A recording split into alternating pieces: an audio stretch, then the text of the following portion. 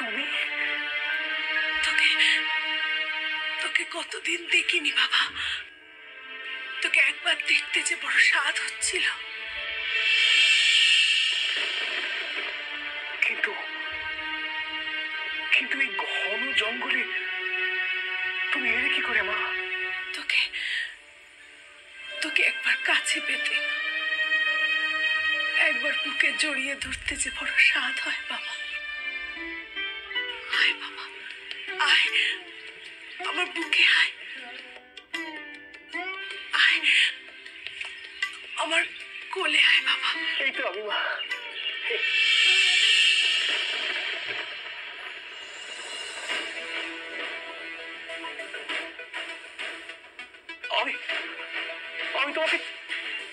আমি তোমাকে ছুঁতে পারছি না কেন মা?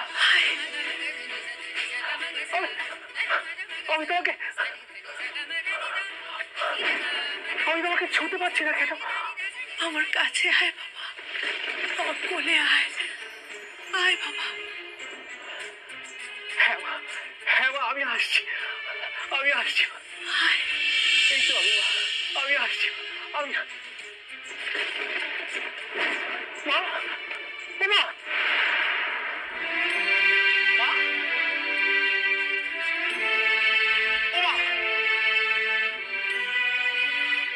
তুমি কোথায় গেলে মা? তুমি তো এইমাত্র এখানে ছিলে মা। তুমি কোথায় গেলে? তুমি তো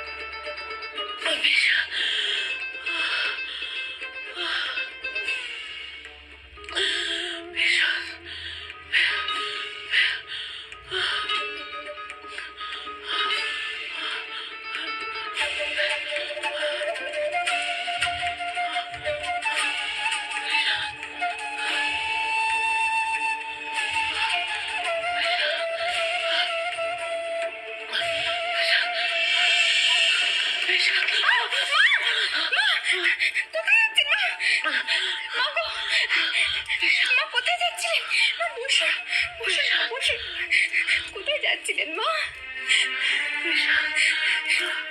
তিনি আসেননি মা। আপনি একটু শান্ত হয়ে বসুন, একটু শোনার চেষ্টা করুন মা। আসবে না মা, তিনি আসেননি। আপনি একটু শোনার চেষ্টা করুন মা।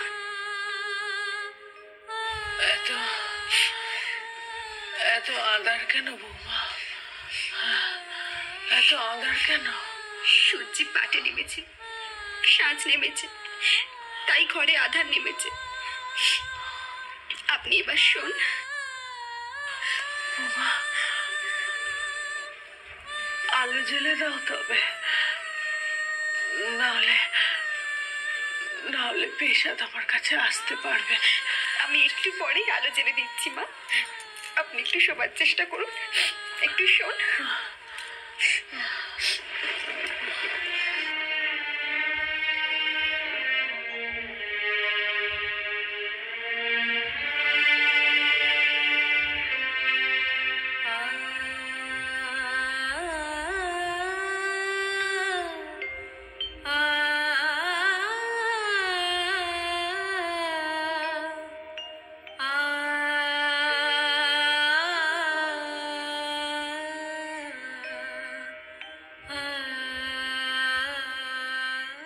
ঠাকুর, আমাকে সবকিছু সইবার শক্তি দাও ঠাকুর, শক্তি দাও।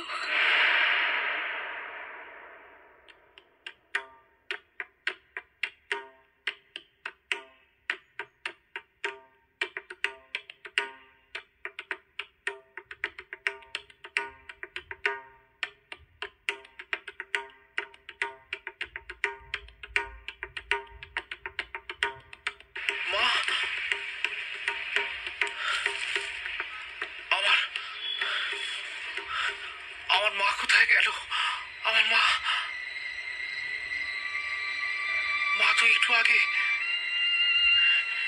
আগে এখানেই ছিল। আমাকে আমাকে দু হাত বাড়িয়ে ডাকছিল, আমাকে আমাকে কোলে নিতে চাইছিল।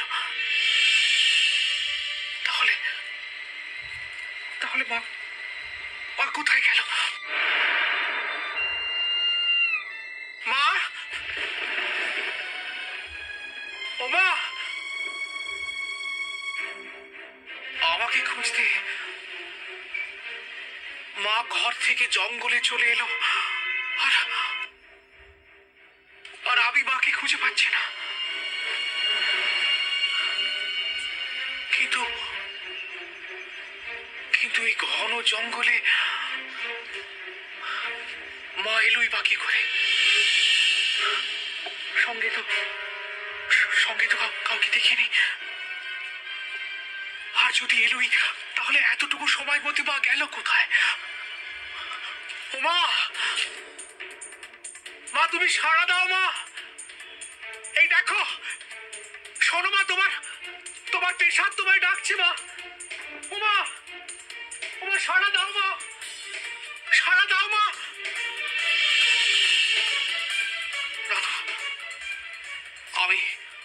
আমি এত করে ডাকবো আর মা সাড়া দেবে না, এমনটা হতে পারে না।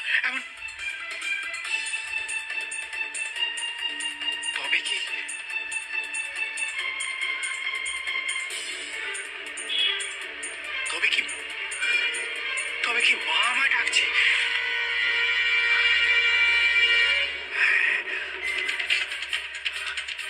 মায়ের চেয়ে বড় গুরু আর বিশ্ব ব্রহ্মাণ্ডে কেউ হয় না।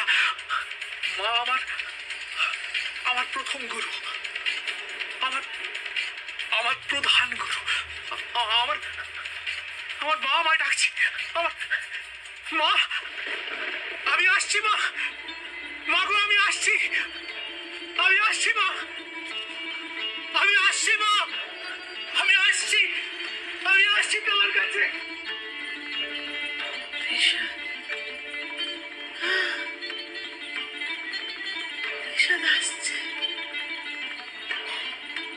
বিষাদ আসছে।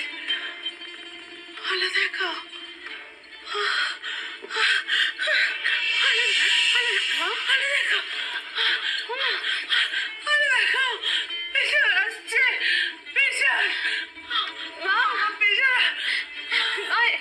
আপনি এরকম করবেন না মা, এরকম অস্থির হবেন না, আপনার শরীর খারাপ করবে। মা অস্থির হবেন না মা, আপনার দম বন্ধ আসছে।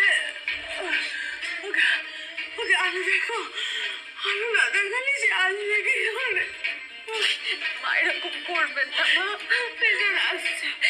আমি এখান থেকে তার পায়ের শব্দ শুনতে পাচ্ছি।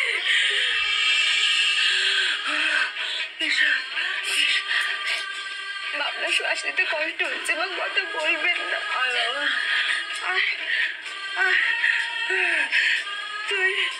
তুই আমার কোলে এসে বসলে, আর সব কষ্ট, সব যন্ত্রণা দূরে চলে যাবে।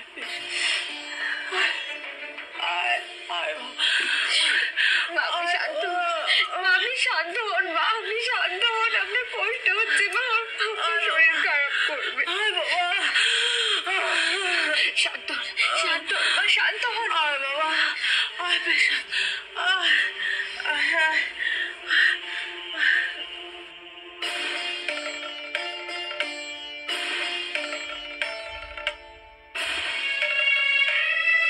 মাঝে বিকার বকছেন, এত রাতে এখন কাকে ডাকি? মাকে এক না ফেলে কাকে ডাকবো? ও ঘরে ছেলেমেয়েরা আছে, ওদের দিয়ে পাশের বাড়ির খুড়িমা জ্যাঠাইমাকে ডাকতে পাঠাবো। কিন্তু ওরা যে এত ছোট, আধারে যাবে কি করে? বিশাল,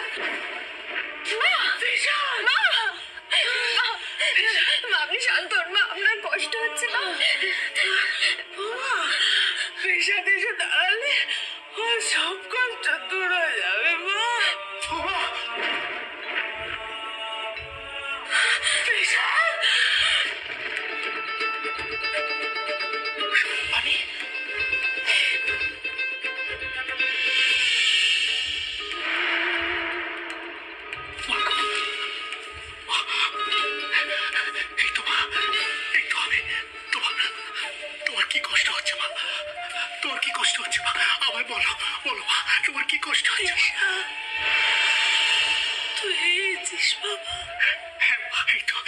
দেখো মা, এই তো আমি তোমার পেশাদ।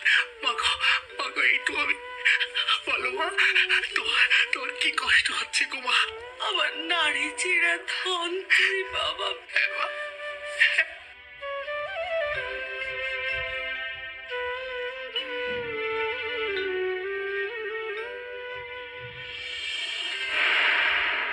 তুমি কি চলে যাচ্ছ মা?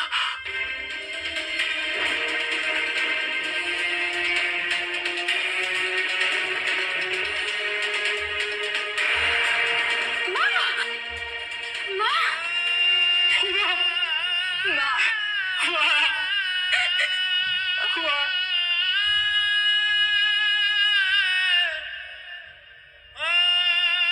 গর্ভধারিণীর মৃত্যু রামপ্রসাদকে সম্পূর্ণভাবে বদলে দিল। পিতার মৃত্যুতে তার জীবনে বিপর্যয় নেমে এসেছিল।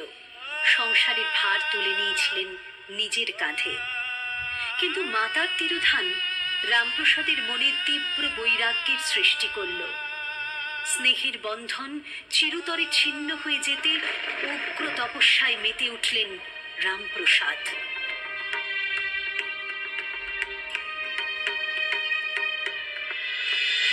চোখে দেখা যায় না গো, চোখে দেখা যায় না। যেমন পেশাদের পাগলামি চোখে দেখা যায় না, তেমনি চোখে দেখা যায় না ওর বউয়ের কষ্ট। হক কথা বলেছো গো। মা থাকতে প্রসাদ কখনো কখনো বাড়িতে আসতো, ঘর সংসারে কত কাজকর্ম করতো। এখন ঘর সংসার আছে বলে মনেই হয় না। সারাদিন পাগলের মতন ঘুরে ঘুরে বেড়ায়, আর নিজের দিকে তাকানোর কোনো সময়ই তার নেই। আসলে মায়ের মারা যাওয়ার ব্যাপারটা পেশার যেন এখনো সামাল দিয়ে উঠতে পারেনি। বিশ্বনাথ তার সংসার নিয়ে বাইরে থাকাতে ঘর সংসার সামলাতে তার বউয়ের যে কি হিমশিম দশা। 3টে ছেলে মেয়ে, আবার একটা হবে। এতগুলো হা মুখের দায় মেটানো কি 4টিখানি কথা একা হাতে? তো টাকার ভরসা বলতে ওই কলকাতা বাবুর বাড়ির থেকে আসা 30 টাকা, সেটাও যদি না থাকতো তাহলে আজ বউটারে বাচ্চাগুলোকে নিয়ে দৌড়ে দৌড়ে ভিক্ষে করতে হতো। আজকাল তো শুনছি পেশাদ শ্মশানে মশানে দিন রাত কাটায়। নেমে অমাবস্যা, এই একাদশী, মঙ্গলবার, শনিবার মশানেই বসে থাকে। তো এই নির্জনে বসে মোড়া নিয়ে সাধনা করে। ওরে বাবা, রাম রাম রাম রাম রাম রাম রাম। আমি দেখিনি, এই যারা দেখেছে তারা ওর কাণ্ড দেখে ভয়ে পালিয়েছে। মোড়া নিয়ে কি করছে পেশাদ? মোড়া নিয়ে কিসের সাধনা? সব সাধনা গো, সব সাধনা। রাম রাম রাম রাম রাম রাম রাম রাম রাম রাম। সে তো শুনেছি বড় বড় তান্ত্রিকেরা করে। কেন? পেশাদ কি কাউর থেকে কম নাকি?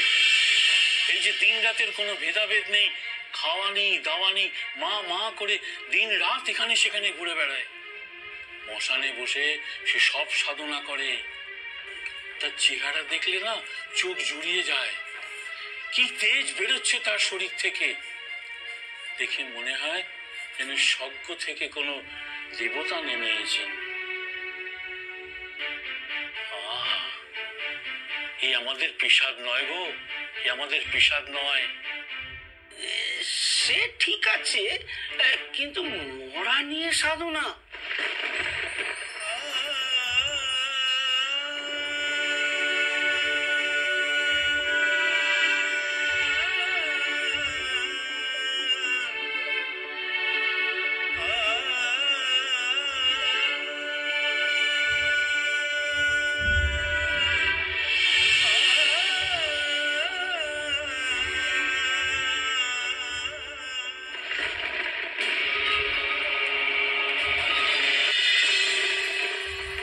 রামপ্রসাদ ছিলেন বীরতন্ত্রের সাধক।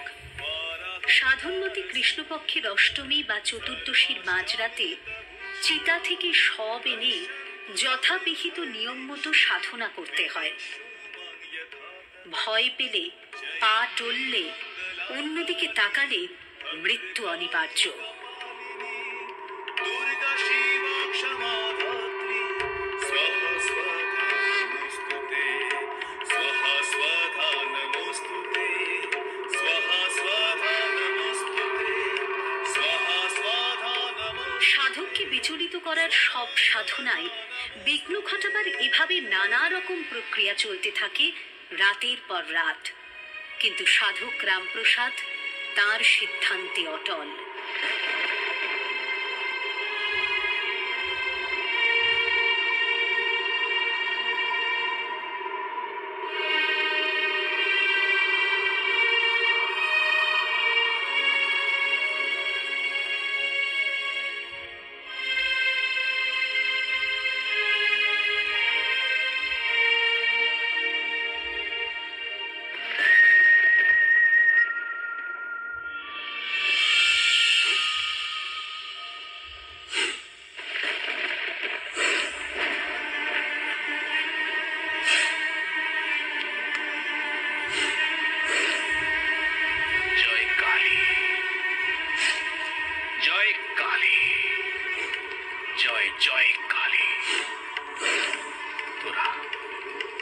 তোরা আমাকে কাটতে এসেছিস,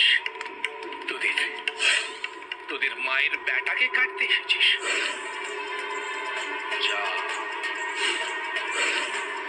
চলে যা, যা।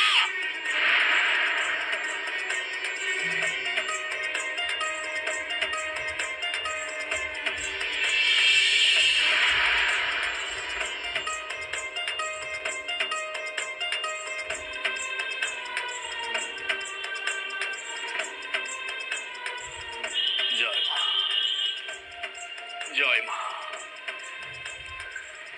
জয় মা।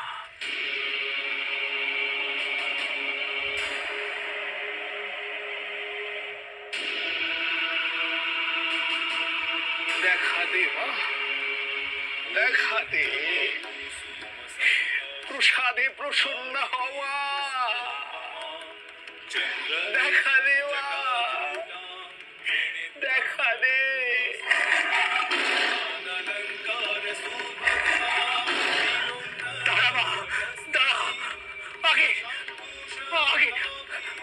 একটিবার দর্শন দে মা, একটিবার দর্শন দে, তোর স্বরূপে আয় মা।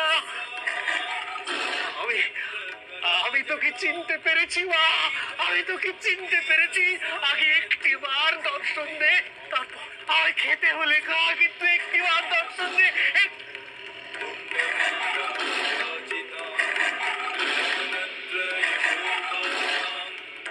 দেখা দিলি না মা, দেখা দিলি না। কত পূর্ণিমা, অমাবস্যা, একাদশী তিথি চলে গেল। রামপ্রসাদের কঠোর উগ্র সাধনা চলতে লাগলো।